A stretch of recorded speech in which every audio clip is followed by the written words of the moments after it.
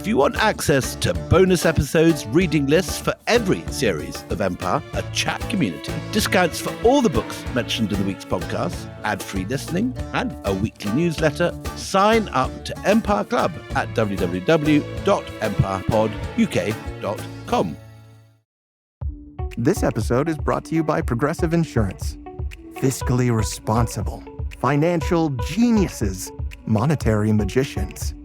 These are things people say about drivers who switch their car insurance to Progressive and save hundreds. Visit progressive.com to see if you could save. Progressive Casualty Insurance Company and Affiliates. Potential savings will vary, not available in all states or situations.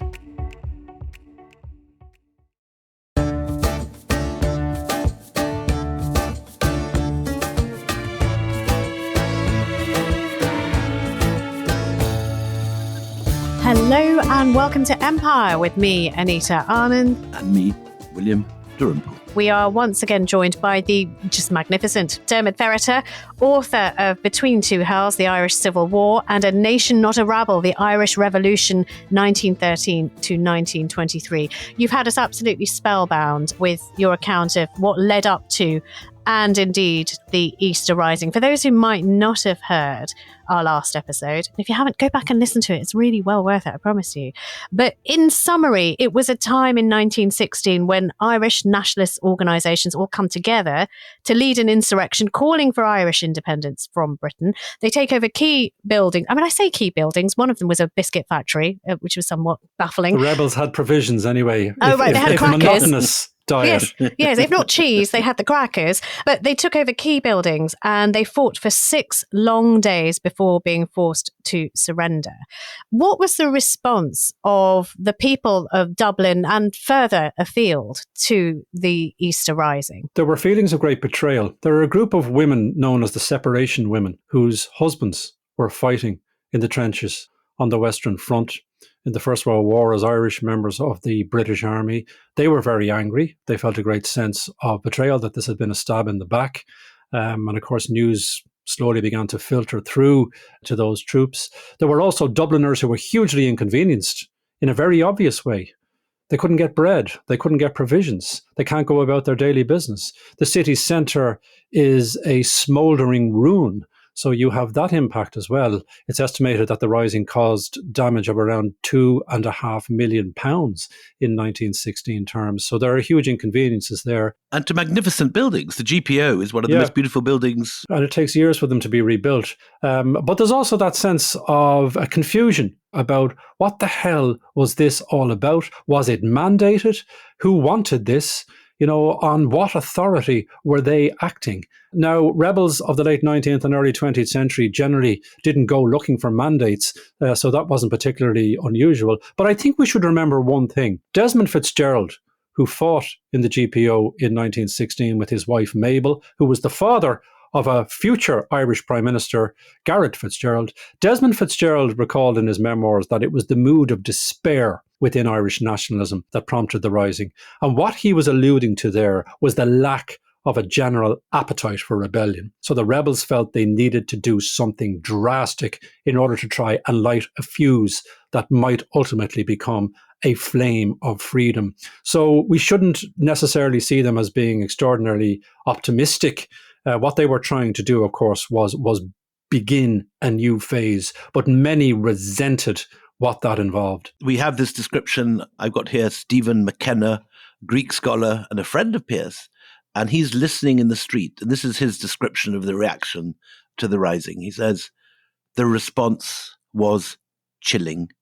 A few thin, perfunctory cheers, no direct hostility just then, but no enthusiasm whatsoever. The hostility, especially from middle-class Dublin, was not slow in coming. So at this stage, it's not this sort of big iconic rising that we see in the movies, but it is the executions of the ringleaders that changes opinion. Tell us about that, Dermot. The execution of the leaders, overseen by John Maxwell, who was the military governor sent to suppress the Rising, they were drawn out. And this was a mistake, a tactical mistake on the part of the British authorities, because it allows a degree of momentum and resentment to build up. And even some sentiment being expressed that, okay, they may have been misguided, the rebels. This is an Irish sentiment. They may have been misguided, but they fought a clean fight in the sense that, they had locked themselves in these buildings. They made themselves obviously very vulnerable. They were hugely committed to the cause, and some of them to the point that they gave their lives for it.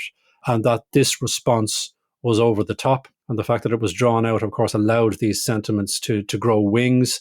There are even children heard in the street praying to St. Pearse, who, as I mentioned, Patrick Pearse, as the figurehead of the Rising, was not necessarily a nationally known character, but he is becoming better known. So resentment does build up about that. But I think what's equally important are the amount of people who are rounded up in the aftermath. And the irony of this is that more people were rounded up than had fought in 1916, and the British authorities are sometimes relying on lists that are completely outdated of previous suspected rebels who are now eminently respectable members of the community. And there are a couple of thousand people arrested.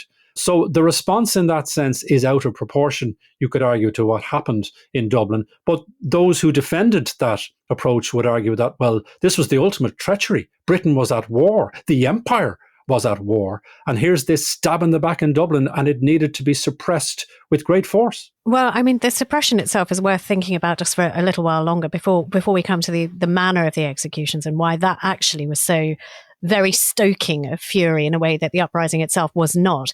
The trials were held in camera, so no one got to see what was going on. They were charged, the ringleaders, with rebellion and the intent of assisting the enemy. They were given no legal representation, no legal aid. They weren't allowed to call witnesses. So for those who wanted to put forward that clarion call that they treat us less than they treat themselves, here's evidence. If you can't defend yourself, you have no witnesses, they have no due process. What have we to do with this great British institution of democracy? It doesn't apply to us. And then, you've got some really heartbreaking stories before we get to the actual ringleaders' deaths, because I think the death of Connolly is particularly emotive for many Irish people at the time. Let's talk about Joseph Plunkett, because that story is a heartbreaker and, just feels to me like a movie in the making. Tell us, who is Joseph Plunkett and what happens to him? Joseph Plunkett was, again, one of the signatories of the 1916 proclamation. And again, we have a variety of different characters there, some of them immersed in the world of education, some of them imbued with this sense that there is a knownness on them to light the flame, that they have a generational responsibility to try and provide inspiration.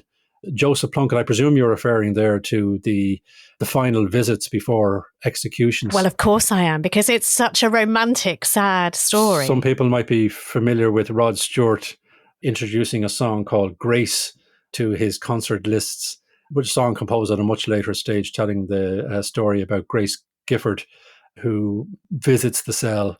And it's about Grace, hold me in your arms and let this moment linger. They'll take me out at dawn and I will die.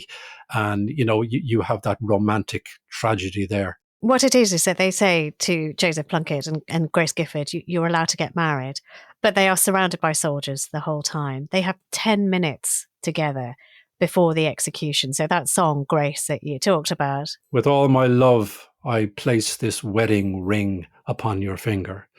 And there won't be time to share our love, for we must say goodbye. Now, some people find that mawkish and sentimental. No, I don't. But it captured We're all game for that.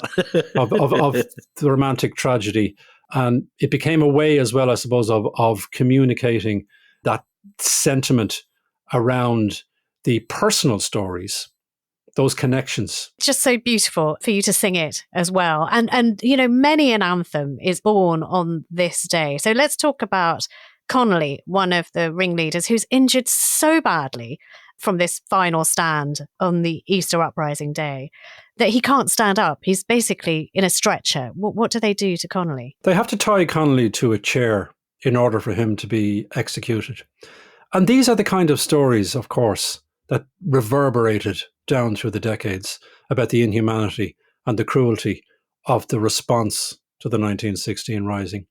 And these individual stories, of course, are fleshed out because these characters are now becoming iconic. James Connolly, ironically, would have been very dismissive of some of the sentimental sludge, as he saw it, that Patrick Pearse came out with, because Connolly ultimately believed in the international cause of the worker. He hated the First World War because it was sending so many working class recruits to the front, that they were being slaughtered in such numbers for the capitalist classes. He was a very committed socialist, but ultimately he came round to the idea of the 1916 Rising because he didn't believe that you could achieve an Irish workers' republic unless you achieved independence from Britain first. So he comes quite late to the cause of the 1916 Rising, but ultimately is very committed to it. He was not afraid to die, and he told his family that they had fought a good fight and that, the legacy had been secured. So some of them are very confident in going to their death. Patrick Pearse had been very busy during the Easter week, not in firing or fighting, but in fashioning the narrative, the after-narrative, the legacy. He makes sure he commits words to pages that can ultimately be quoted, and they are still quoted to this day. So they approach their demise in very different ways. And then there are those whose stories are remembered more for the individual tragedies or the family tragedies or the love stories that might be involved. So that becomes very much a part of the broad narrative of 1916, and even those who happened upon the 1916 Rising, who weren't aware of it being organised and who felt they needed to throw in their lot. There were about 700 people there in Dublin at the outset, but they were joined by others during the week. And of course, it became something that was satirised ultimately in subsequent decades. The amount of people who claimed they were in the GPO in Dublin in 1916, the Irish Tourist Board in its infancy in the 1920s was insisting that there was plenty of tourist accommodation in Dublin. And, a satirical magazine at the time had a drawing of the GPO, and the tagline was, "Accommodation is not a problem in this city. This building held 30,000 patriots in 1916. So it did become something to be satirized to a degree. But by and large, there is extraordinary reverence around the idea of 1916 service, but it's not apparent in the immediate days after. No, but in the immediate days afterwards, we're only talking about the 10th of May, important people are moved. That's the thing. So, you're right. This is a time of war. This is a time when everybody needs to be pulling together. Anyone who's particularly taking guns from the Germans and then turning them on the country is a traitor. And yet people stick their heads above the parapet after these stories. Pearse is right. You tell the narrative right, you will gather together people. George Bernard Shaw, for example, writes to the Daily Mail on the 10th of May, saying the shot Irishmen will now take their places beside Emmet and the Manchester martyrs in Ireland, and beside the heroes of Poland and Serbia and Belgium in Europe, and nothing in heaven or earth can prevent it. So, that is an important voice. But do you know what else is an important voice? We talked earlier on about the Irish parliamentary tradition and Parnell and John Redmond and fighting for home rule through constitutional and parliamentary politics. The Irish parliamentarians in Westminster begin to realise the damage that the British response is doing. And the way they put it in the House of Commons is, you are washing out our whole life's work in a sea of blood. In other words, all the progress that we have made in Anglo-Irish relations, all the welfare issues that we talked about, the land, the housing, the quest for home rule, you, by your actions, are completely undermining that. And that is one of the most profound legacies of the 1916 Rising. It ultimately destroys the Home Rule project. I've got a wonderful speech here by one of your MPs that you're talking about, John Dillon, and he stands up and says, "I say I am proud of their courage." He's saying this in Parliament. "If you were not so dense and stupid as some of you English people are, you would have had these men fighting for you. It is not murderers who are being executed. It is insurgents who have fought a clean fight, a brave fight, however misguided." And Asquith immediately heads for Ireland to prevent further executions. Now, John Dillon was in Dublin at the time of the 1916 Rising. Unlike many of his colleagues, he recognised that this was a game changer in a way that those who were far removed from the site of the fighting wouldn't have recognised. So his perspective was particularly interesting. But if eminently respectable parliamentarians are speaking in such grave terms, it'll give you an idea of how the sentiment was also changing on the ground.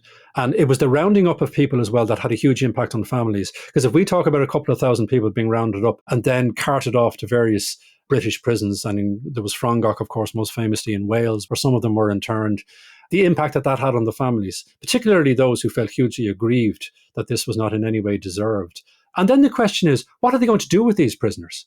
Those who have not been sentenced to death, what are they going to do with them? Are they going to be giving hostages to fortune by incarcerating them indefinitely? And what becomes fascinating really is initially those who have not received the most severe censure and sentences, they're released at Christmas 1916, including one Michael Collins.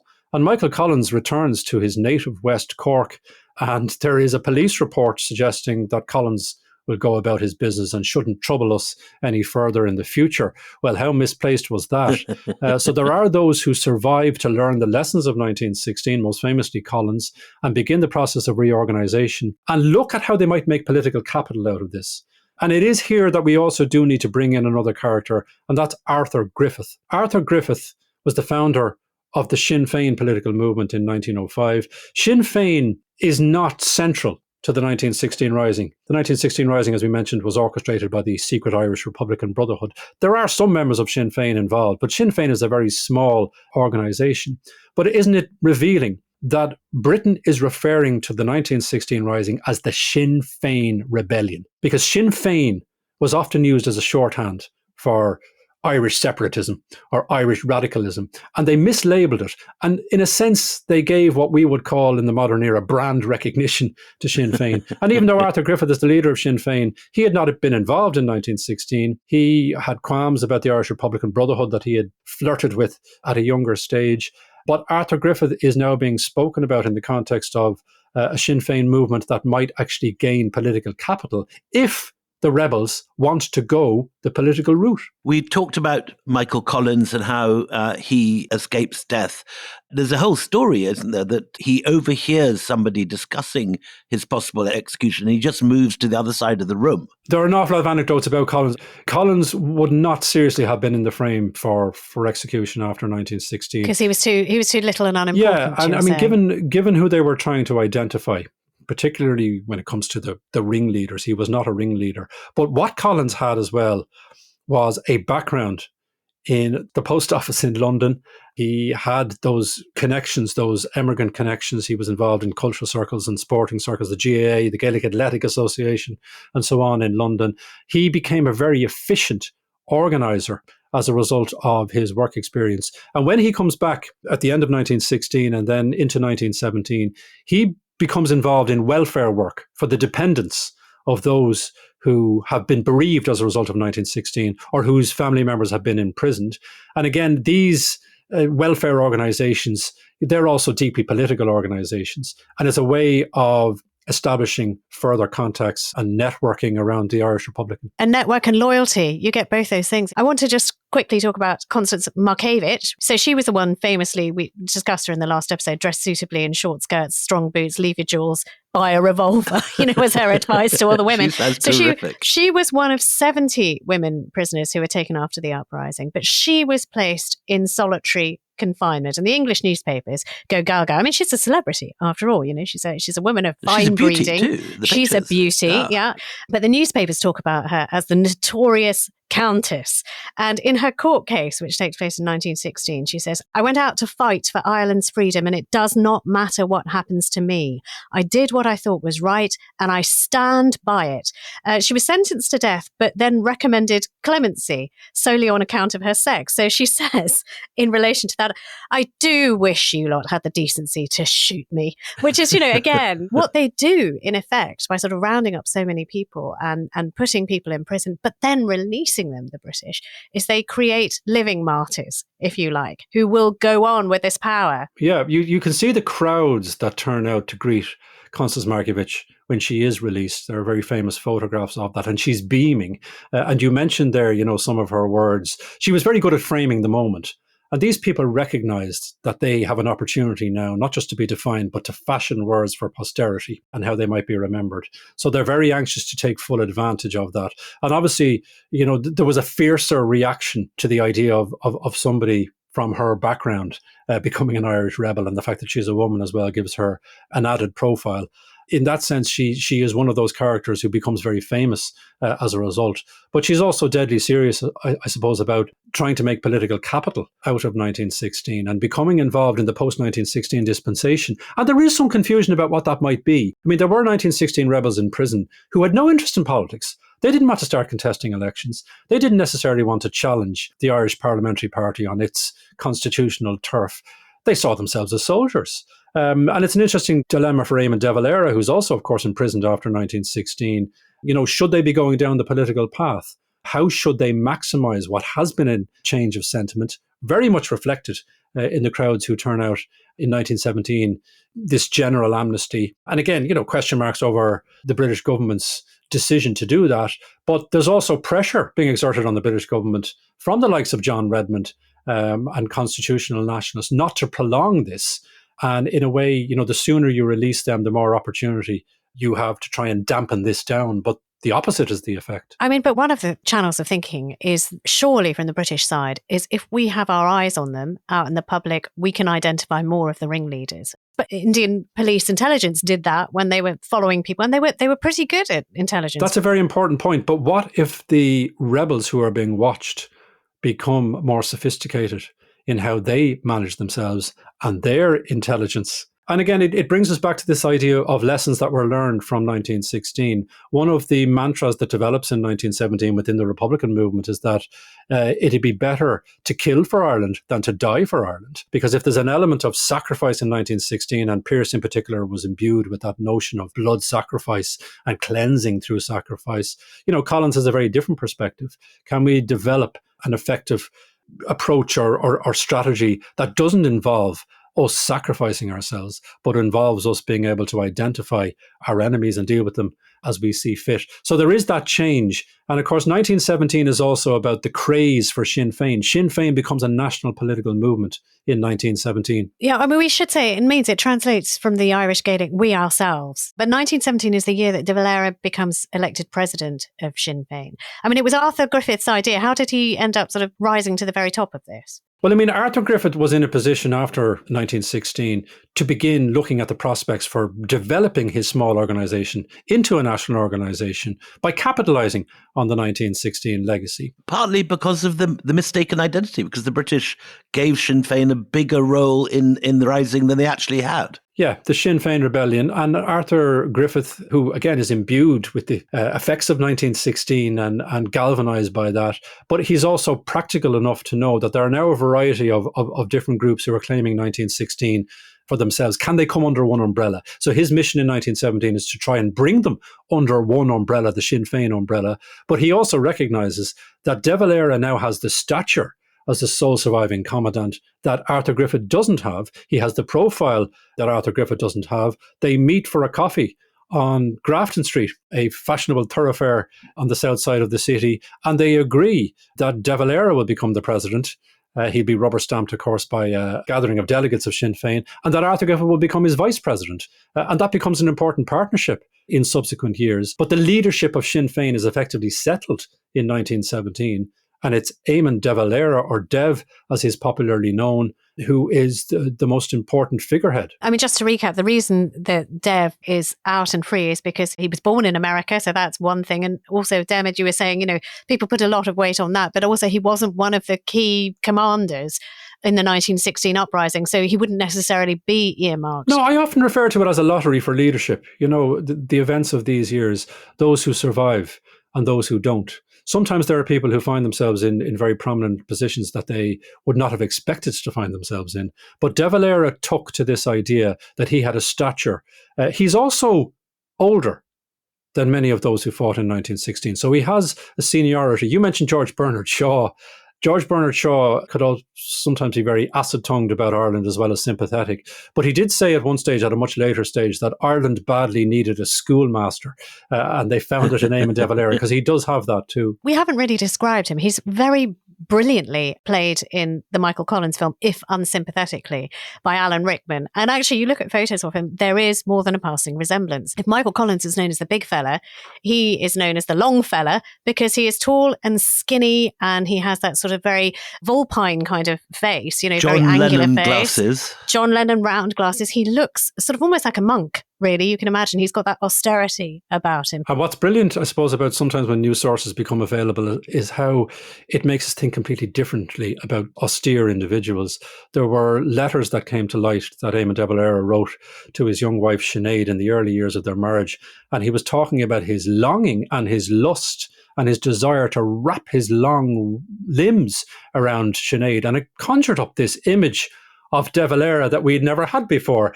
So he was flesh and blood, but you're right, he did have the reputation too for being austere and being somewhat aloof. But it also helped him in the sense that Arthur Griffith was referring to him as Ireland's statesman, that he had that authority. But he was also canny enough when he was elected to Parliament in a by-election in 1917 to campaign in volunteer uniform. So he wore the uniform of the Irish Volunteers, and he was also suggesting that perhaps another 1916 rising might not be necessary, but we can't rule it out. And to the accusation that he was radical, he said, all my life I've been associated with priests. So he's playing to different audiences. And he's good at that. I mean, they have a leader. You've got a striking figure in the shape of De Valera. What I found quite amusing was that the political aims at this time, even though they've got a strong leader who's going to be incredibly important, is political motives are unclear. So one journalist asks a senior member of Sinn Féin, so, what is it you want?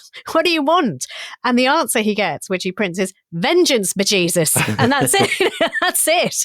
So, that is yet to develop. But they do commit themselves formally to a formal political programme, which is the achievement of an Irish Republic. But there's a recognition that within the broad Sinn Féin movement, there are a variety of different opinions on the constitutional question. And even at a later stage, Michael Collins is asked in 1920 by an American journalist, what do you mean by an Irish Republic? And you know what his response was? None of us have given that very much thought. They associated the Republic with getting Britain out of Ireland. And there was often a reference to them sorting out the finer details after that had happened. We should say that it's not only Dev who trades on his Easter Rising military uniform. I'm just looking at a whole set of photographs of our friend Countess Markievicz, and she's wearing her hat with a feather on it. She's got a sort of hunting top, which she could have used for a hunting party. She's got +4s and puttees. She's wearing puttees around the bottom of her legs, and she's got her revolver out. She's being photographed in a whole variety of different shots. Some on the ground pointing the revolver and aiming it, some standing up as if sort of doing a hold up at a bank. There's a very careful curating of the image and of the presentation. And we have to remember, I often remind people about the extent of the propaganda war during this revolutionary decade on both sides. Britain can, of course, do its utmost in terms of the propaganda war and how it might present the Irish question. Irish Republicans become very effective at communicating the message and the images that they want to communicate. And Markievicz is very much embracing that. Absolute poster girl. While this is going on, and we should just remind people, because if you've got your focus on Ireland, you perhaps lose what is going on around it, which is World War I.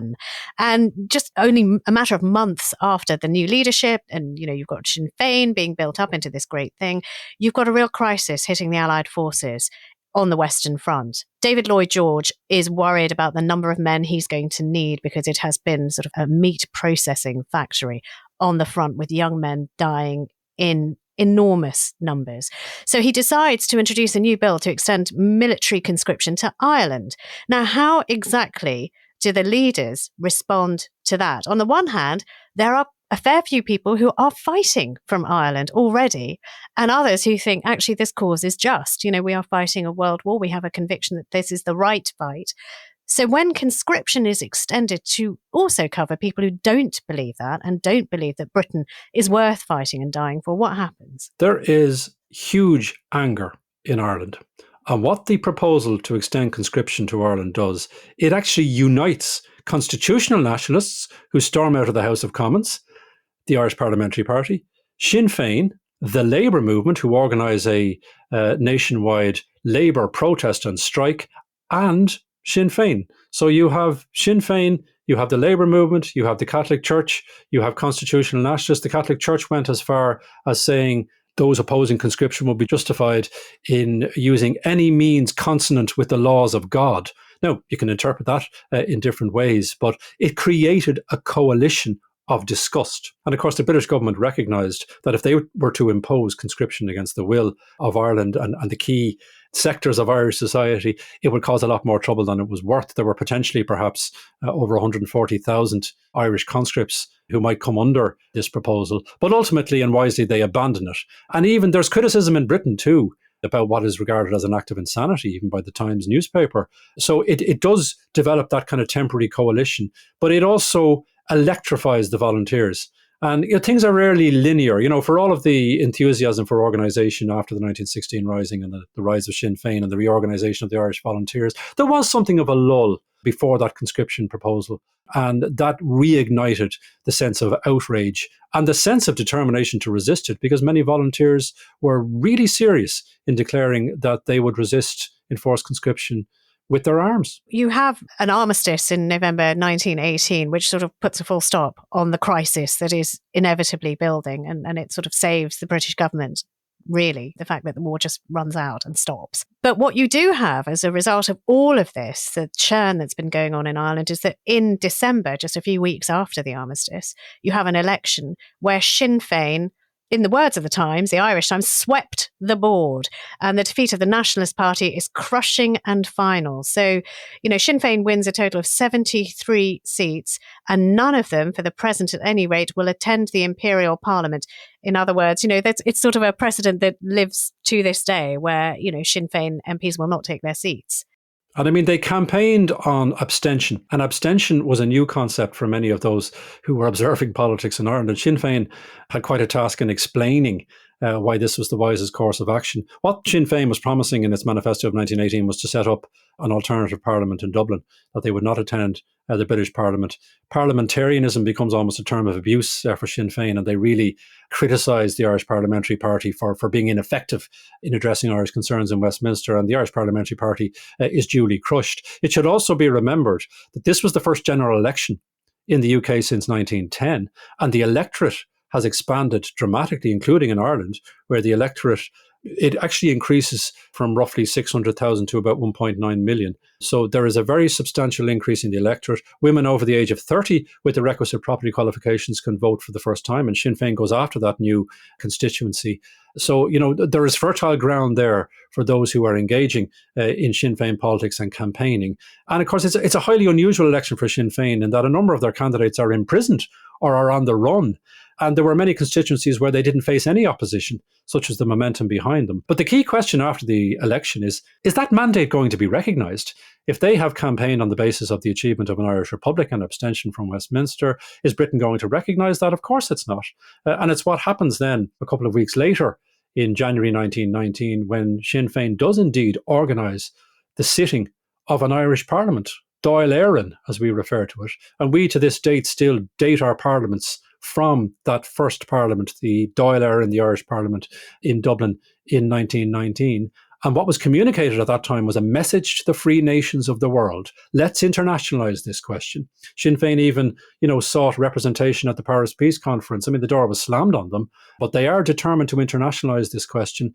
And there are many journalists present at this first parliament in the Mansion House in Dublin city centre in January 1919. But crucially, what happens on the same day is that Irish volunteers, impatient with the lack of military activity, decide that they are going to begin their own campaign. And this was not something that was authorised by HQ. There were restless Irish volunteers in different parts of the country who, again, as I mentioned, are quite cynical about politics. They want to see military action. And they fire the first shots in what becomes the War of Independence. And it's at this point that the Irish Volunteers is really evolving into what we know as the Irish Republican Army. It is a dramatic place to take a break. Join us after the break where we find out what happens after the rise of the IRA. This Friday, from Disney, the musical movie event of the year arrives in theaters. My name is Snow White. Flawless. Exquisite. Get tickets now. Waiting on a wish. Snow White will have you on your feet I think that's a wonderful idea. and cheering for more. I was thinking the same thing. Experience the magical story. Magic mirror on the wall. Who's the fairest one of all? Snow White. Disney's Snow White. Only in theaters Friday. Rated PG. Parental guidance suggested. Tickets on sale now. Today at T-Mobile, I'm joined by a special co-anchor. What up, everybody? It's your boy, Big Snoop Deal Double G. Snoop, where can people go to find great deals? Head to T-Mobile.com and get 4 iPhone 16s with Apple Intelligence on us, plus 4 lines for $25. That's quite a deal, Snoop. And when you switch to T-Mobile, you can save versus the other big guys' comparable plans plus streaming. Respect. We up out of here. See how you can save on wireless and streaming versus the other big guys at T-Mobile.com/switch. Apple Intelligence requires iOS 18.1 or later.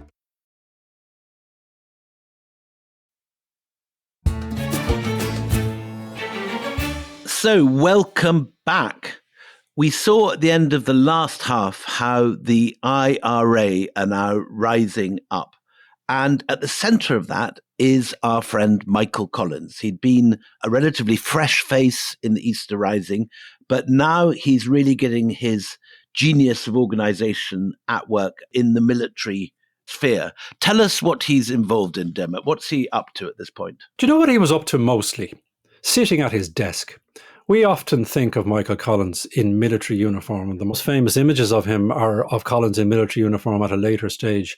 But Collins was primarily a desk man. He was a very effective organizer. As I mentioned before, he had worked in the post office in Britain, and he had honed his administrative skills. And he was skilled in that way, and he got very impatient with many of his colleagues.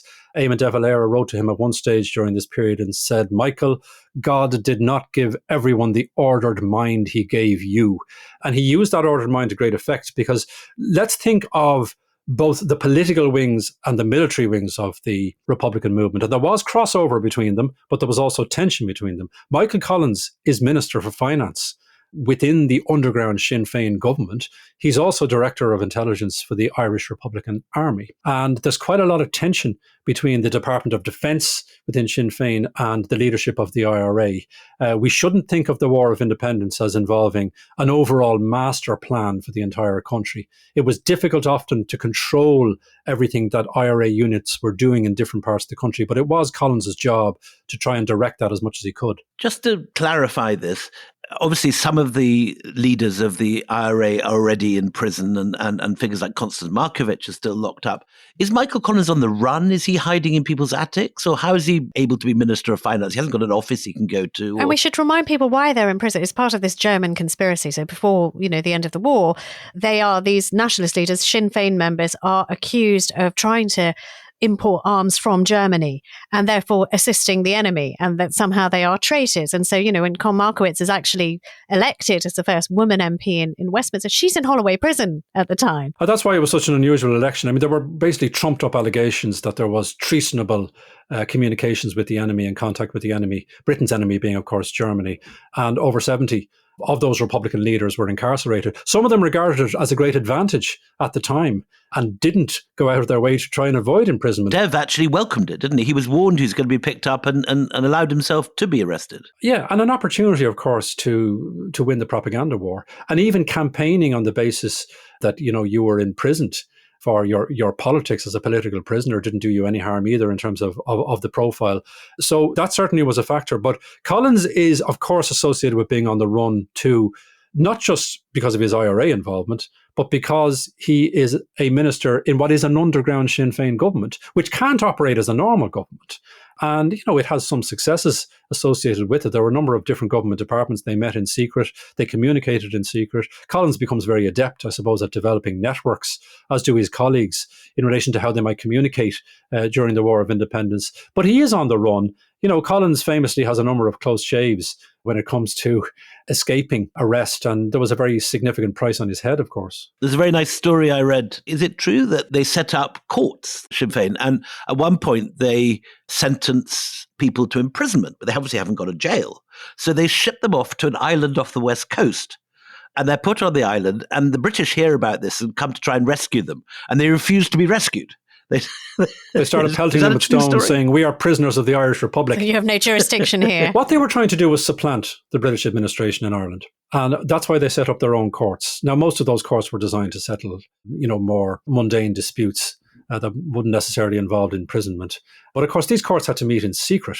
And it was a highly dangerous activity. So you've got Michael Collins pretty much out on his own because all the other leadership is in prison by their own choice. I mean, they did have intelligence that they could flee arrest, but they chose to be arrested so that they could have this powerful showing in the election. You mentioned right before the break, and I feel like we need to discuss it more, that the first shots that are fired in what will become an out-and-out battle in Ireland are not sanctioned by leadership. Just tell us about how this becomes, rather than a parliamentary and a political fight, a fight of guns and bullets. There were members of the Irish Volunteers, which is evolving into the Irish Republican Army and becomes known as the Irish Republican Army really from this point, who are very keen to resume military action. And they're somewhat sceptical, if not even cynical, about politics.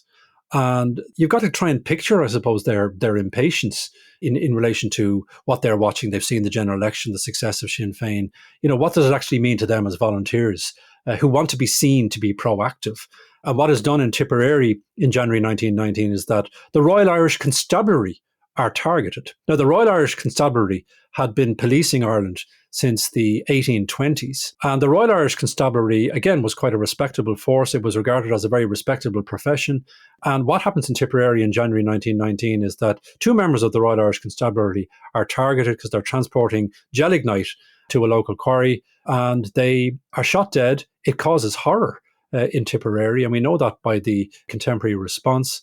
And the Royal Irish Constabulary, now in the firing line, again, is a pivotal development. There are about 14,000 members of the Royal Irish Constabulary at that point. Ultimately, 400 of them lose their lives during the War of Independence. It becomes a very dangerous mission, but they are seen as enemies of the Irish Republic and agents of the British state. Are they all Protestant, or are No, they? they're Are not. They all, No, far from it. One of the individuals who was shot in January 19 was an Irish-speaking Catholic. And again, this was seen as a very wise career to get involved in policing because of the security that it offered, but also the status that it offered. And many of those had been policing a relatively peaceful Ireland prior to this, so they certainly weren't used to this.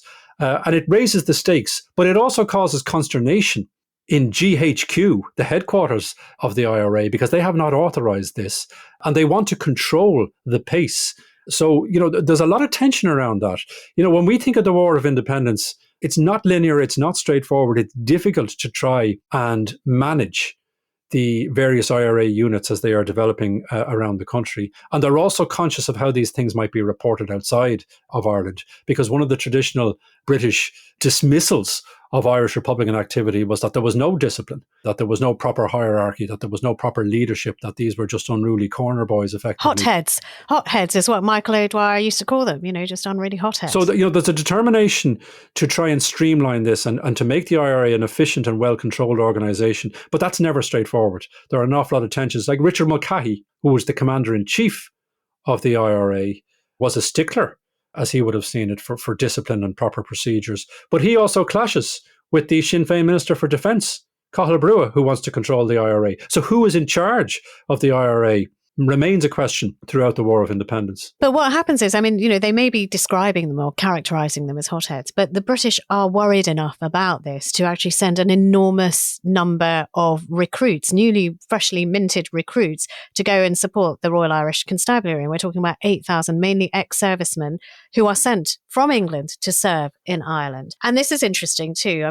Their uniforms, they had khaki uniforms with a very distinctive black belt and a green cap, and they become known as the dreaded black and tans. And they become then a very visible enemy where the nationalists can then, sort of get themselves together, if you like, a bit, because there's a huge enemy visible there on their doorstep. And they develop a reputation for immense brutality and lack of discipline.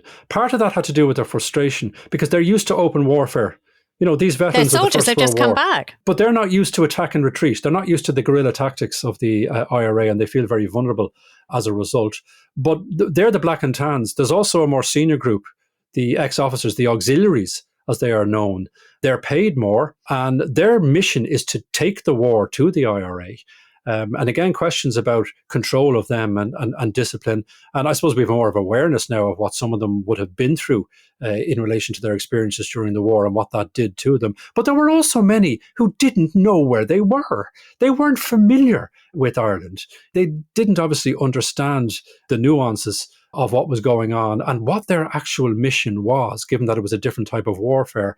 And again, the IRA becomes quite adept at honing this ability to attack and retreat, so that even though they have smaller numbers, because ultimately, by the end of the War of Independence, there are over 40,000 British Crown forces in Ireland. The IRA numbers are much smaller, but they're able to inflict considerable damage. I have a question, because you've been looking into archives and some of which have only been newly released. There is this idea that terrible things happen in Dublin Castle at this time when the Black and Tans are exceeding their remit, that there are summary punishments, tortures, floggings going on behind closed doors. And how much of that is true and how much of that is propaganda? A lot of it is true. I mean, there's no doubt that there were vicious beatings.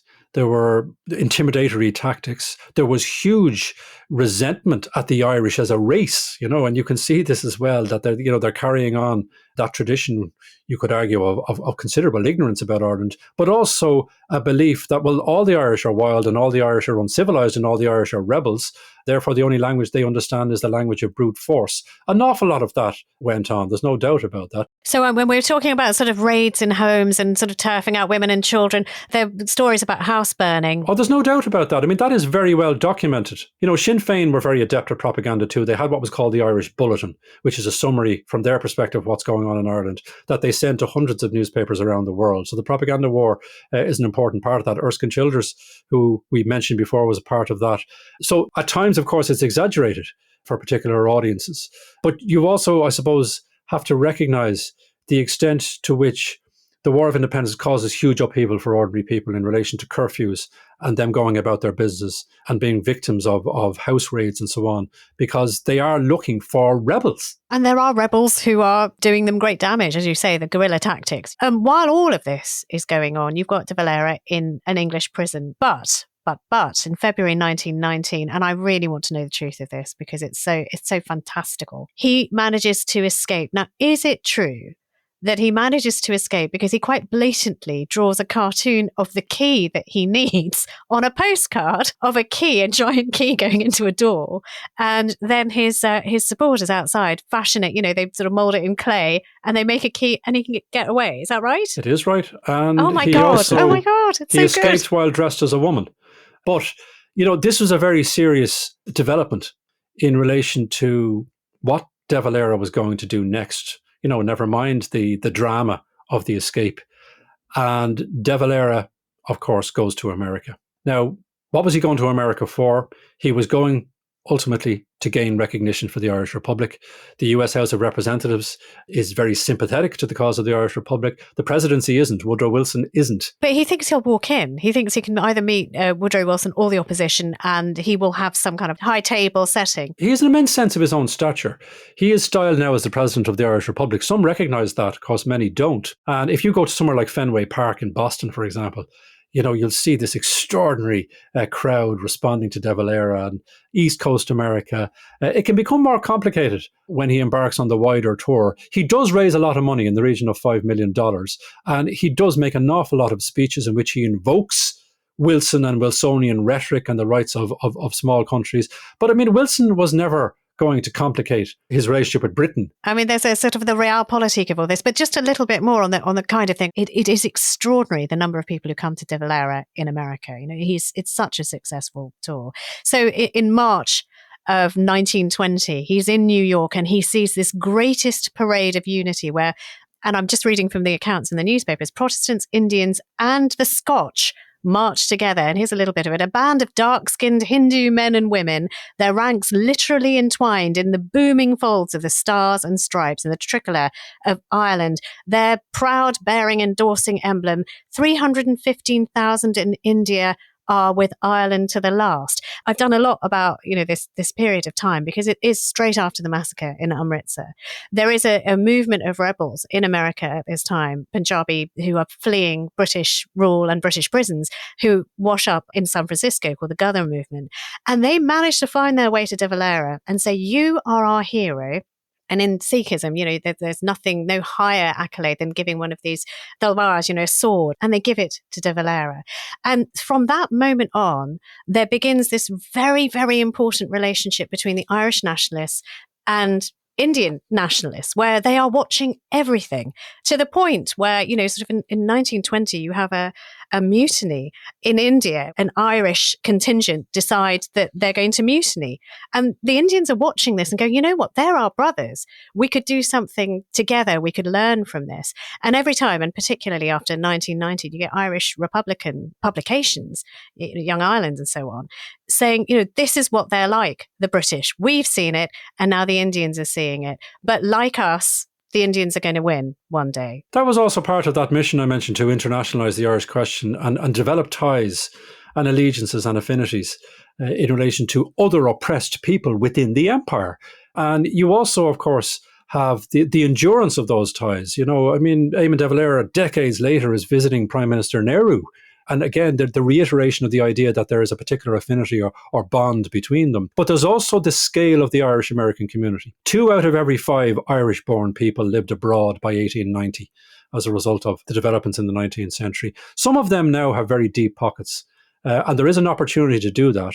But we also need to acknowledge what was behind the headlines and these marvellously successful marches and speeches. And that was infighting amongst the Irish American groups, because De Valera arrives over as the saviour, as the high-profile figure, but there are well-established Irish American groups who resent his prominence and his determination to try and fashion the Irish American organisations around himself. So we do have an awful lot of tensions as well. And Arthur Griffith is looking after the stable at home, and he's writing to Irish Americans saying, would you stop all of this infighting? You're undermining the President De Valera's visit and so on. So, there are difficulties. And Harry Boland was a Sinn Féin member who travelled with Eamon de Valera. He was like his bodyguard and his butler and his counsellor. Oh, he's Aidan Quinn in the movie. He is, let's just shortcut it. The beautiful Aidan Quinn plays him in the Michael Collins. Yeah, Harry was a handsome man himself and had been a former athlete. But again, he writes very revealingly in his diary about De Valera and how frustrated he gets with them. Because one of the things that this visit does to De Valera is it increases what is already a considerably sized ego. Think of the adulation and the fame and the profile that he has. And it does mean that De Valera is not necessarily open to other ideas or other people's views. And Harry Boland also got tired of carrying around all these books that Eamon de Valera was reading, because of course he retained that sense of the schoolmaster. So there's an interesting mix there. Dermot, let's take it back now to Dublin and what Michael Collins is up to while Dev is in America. Now, the British have got their intelligences all over Dublin and all over Ireland, the G-men, who are keeping files on all the revolutionaries, on all the potential enemies, as they see it, out in the streets of Dublin. And Michael Collins is learning from them and beginning to accumulate files himself. And he's beginning to spy on the spies. Tell us about this. Yeah, and that is a crucial development.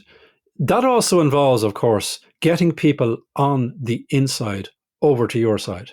If you can get some people to break ranks who have access to British intelligence information. In other words, if you have spies in the castle, you will be assisted in that process of developing a serious intelligence network. And the intelligence war, of course, is a very important layer of the Irish War of Independence. And the Irish had considerable successes in relation to that, but also setbacks. Yeah, tell us Bloody Sunday. This is the November 1920. There was a determination to try and take out those who were regarded as secret agents. Not all who were shot on Bloody Sunday, some 14 of them were indeed secret agents. Most of them were. And the logic was to wipe them out before they got to us. It was that brutal. And then there was the reaction to that. That's an extraordinary and unprecedented moment, that they're sending out assassins in a coordinated fashion. They've got the addresses of these people. They're knocking on the doors or getting in the back gardens, jumping over walls, going up and shooting them as they're getting up in the morning. Yeah, and sometimes shooting them in their bed. It was a really brutal and bloody business. Many of those who shot the guns on Bloody Sunday morning were also very young. Little children. There's a great book by Tim Coogan I've been reading about the 12 apostles, that they are sent out to create mayhem. That is their sort of credo. And some of them are no more than children. When I grew up in the 1980s, we used to look at Robert Key's television history of Ireland. And because of the time that was made, he was able to interview some of the veterans. And Vinnie Byrne, who was one of the apostles, for example, he was only a teenager.